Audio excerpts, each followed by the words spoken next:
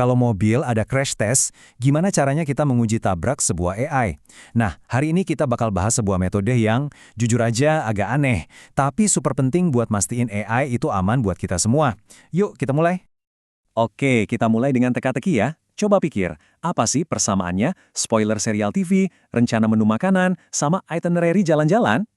Kelihatannya kan, ya, hal-hal random yang biasa kita tanyain ke asisten AI kan? Jawabannya, ternyata semua itu adalah bagian dari stress test resmi. Ya, beneran. Ini dirancang sama para ilmuwan buat menyiksa AI sampai ke batas kemampuannya. Tujuannya, simpel banget, supaya teknologi ini jadi lebih aman dan bisa kita andalkan. Nah, semua ini intinya ada di satu program yang namanya ARIA. Ini bikinan NIST, Lembaga Standar dan Teknologi dari Amerika. Anggap aja ini kayak wawancara kerja paling aneh sekaligus paling susah yang pernah ada buat sebuah AI. Jadi, para peneliti ini fokus ke 3 skenario utama. Yang pertama, bisa nggak sih AI diajak ngobrolin serial TV tapi tanpa ngasih spoiler? Kedua, bisa nggak AI bikinin rencana makan yang aman yang benar-benar memperhatiin pantangan makanan kita? Dan ketiga, pas ditanya soal rencana perjalanan, jawabannya beneran fakta atau cuma ngarang bebas? Pendekatan kayak gini tuh punya nama keren. Evaluasi sosioteknis. Yang bikin ini beda, fokusnya itu bukan cuma ke kode atau algoritmanya, tapi ke interaksi antara kita, manusia, dengan AI di dunia nyata, lengkap dengan segala keruwetan dan hal-hal yang nggak terduga. Oke. Sekarang mungkin kalian mikir, apa hubungannya spoiler TV sama keamanan AI? Nah, di bagian ini kita bakal kupas tuntas kenapa tes-tes yang kelihatannya sepele ini justru penting banget buat risiko di dunia nyata. Nah, ini dia kuncinya. Setiap tes itu sebenarnya cuma proksi atau perumpamaan buat resiko yang jauh lebih gede. Jadi gini, ngajarin AI biar nggak keceplosan spoiler itu latihan biar dia nggak ngebocorin data pribadi kita atau rahasia perusahaan. Bikin rencana makan yang aman. Itu latihan biar AI nggak ngasih saran medis atau finansial yang ngawur dan bahaya. Dan soal saran perjalanan yang faktual, itu buat ngetes. AI ini suka halu nggak sih? Suka ngarang-ngarang fakta gitu? Atau yang istilah teknisnya, konfabulasi? Biar pengujiannya jelas, para peneliti ini masang yang namanya pagar pengaman atau guardrails. Gampangnya, ini tuh aturan main yang super jelas. Kayak kita bilang ke AI, kamu boleh ngomongin ini, tapi stop, jangan pernah lewatin batas yang ini. Nah, bagus nggaknya performa AI diukur dari seberapa patuh dia sama aturan ini. Laporan dari NIST sendiri juga negasin pentingnya ini. Dibilang di sini, tes-tes ini sengaja dirancang biar hasilnya bisa dipakai buat ngadepin masalah di dunia nyata yang risikonya jauh lebih tinggi. Intinya, apa yang dipelajari dari skenario simbol ini punya dampak langsung buat mencegah bencana AI di masa depan. Terus, gimana dong cara ngasih nilai ke AI ini? Ternyata prosesnya itu terstruktur banget. Ada 3 lapisan evaluasi utama.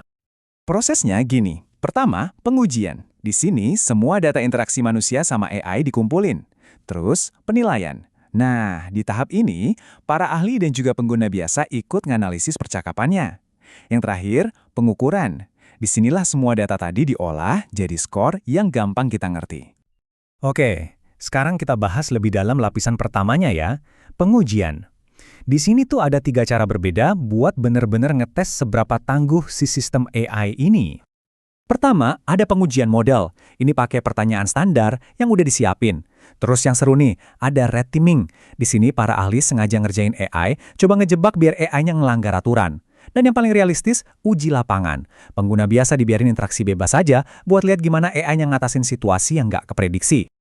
Setelah semua data dari pengujian tadi kekumpul, pertanyaannya kan, gimana cara ngubah tumpukan data itu jadi satu skor yang simple? Skor yang bisa nunjukin seberapa bisa kita percaya sama AI ini.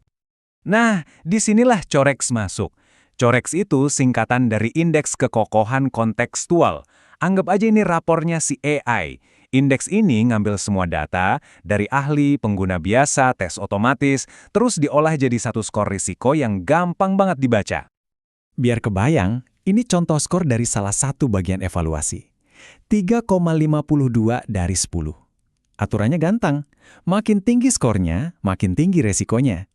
Jadi, angka segini tuh nunjukin ada masalah sih, tapi belum sampai level bahaya banget. Masih lampu kuning lah. Nah, ini dia gambaran lengkapnya. Kita lihat skor resiko final dari 3 aplikasi yang beda. Skor rendah kayak 2,88 buat si penunjuk jalan, itu artinya performanya oke. Tapi, lihat deh, skor 6,30 buat perencana makanan, wah ini udah lampu merah. Artinya aplikasi ini sering banget gagal ngasih saran yang aman. Mungkin dia malah nyaranin makanan yang harusnya jadi pantangan buat pengguna. Ini bukan lagi kesalahan kecil ya, ini tipe kegagalan yang bisa bahaya di dunia nyata.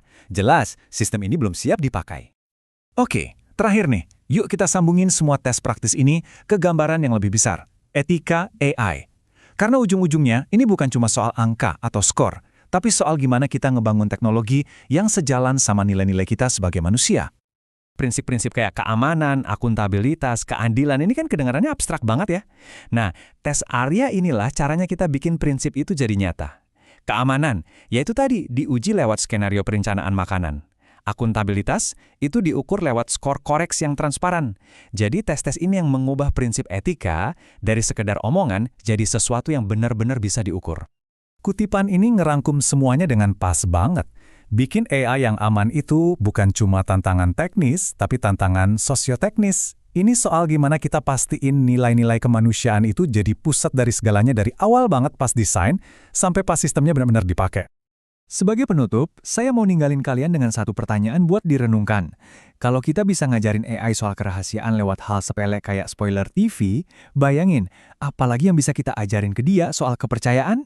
Ini membuka pintu buat kita nanemin konsep-konsep manusia yang lebih dalam, kayak kehati-hatian, keandalan, dan yang paling penting, kepercayaan. Mungkin masa depan AI yang aman itu bukan cuma soal kode yang lebih canggih, tapi juga soal tes yang lebih cerdas dan lebih manusiawi.